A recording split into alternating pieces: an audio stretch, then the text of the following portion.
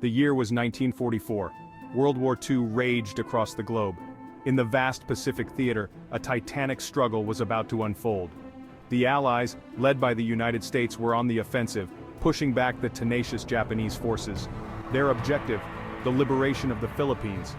General Douglas MacArthur had vowed to return, and the fight for Leyte Gulf would be a crucial step towards fulfilling that promise. The Japanese, facing imminent defeat, were prepared to gamble everything.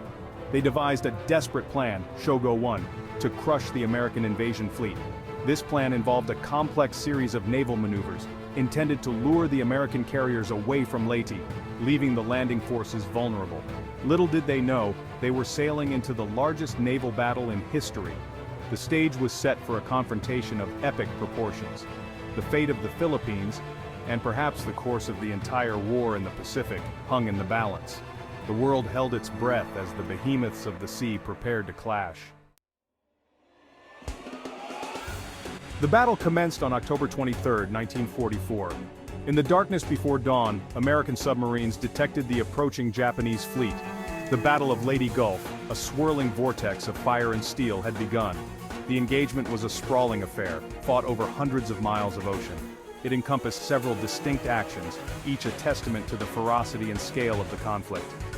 In the Battle of the Sibuyan Sea, American carrier aircraft crippled the Japanese super battleship, sending her to the bottom. Meanwhile, a Japanese decoy force successfully drew away the powerful American carrier groups.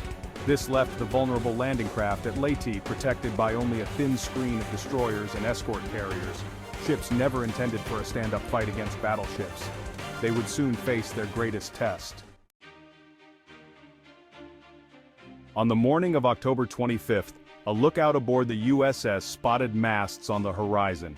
It was the Japanese center force, led by the mighty battleship, the largest battleship ever constructed. They had slipped through the night and were bearing down on the landing beaches at Leyte. Caught completely by surprise, the men of Taffy 3, a small group of destroyers and escort carriers, faced overwhelming odds. They were hopelessly outgunned. Yet there was no hesitation, no thought of surrender.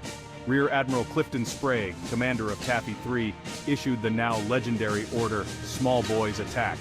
The destroyers, fragile but fast, charged into the teeth of the enemy guns, laying down smoke screens to protect their vulnerable carriers. Their 5-inch guns were like pea shooters against the S-18-inch behemoths, but they fought with incredible courage. Section 4. Against all odds, courage and sacrifice in the face of Yamato. The airmen of Taffy 3, flying outdated and outmatched aircraft, took to the skies.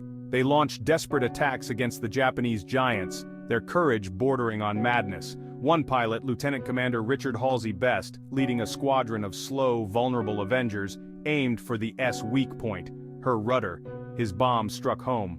The Yamato, her steering crippled, was forced to turn away from the battle. Despite their bravery, losses were heavy. The USS Gambier Bay, an escort carrier, took a direct hit from S guns and sank beneath the waves. The destroyer USS Johnston, already heavily damaged, continued to fight, her guns blazing until she finally went down. Commander Ernest E. Evans, her captain, went down with his ship, a testament to the indomitable spirit of the American sailor. Section 5. A legacy forged in fire. Leyte Gulf's enduring significance. The Battle off Samar, a small but pivotal part of the larger Battle of Leyte Gulf, was a testament to the courage and tenacity of the American sailor. Outnumbered and outgunned, they fought with unmatched ferocity, ultimately repelling the Japanese fleet. The Battle of Leyte Gulf was a decisive victory for the Allies. It crippled the Japanese Imperial Navy, paving the way for the liberation of the Philippines and hastening the end of the war in the Pacific. The battle serves as a reminder of the human cost of war and the extraordinary acts of bravery that it can inspire.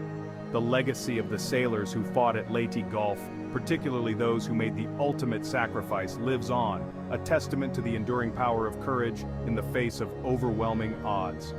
If you enjoyed this video, please like and subscribe for more historical content. Thank you for watching.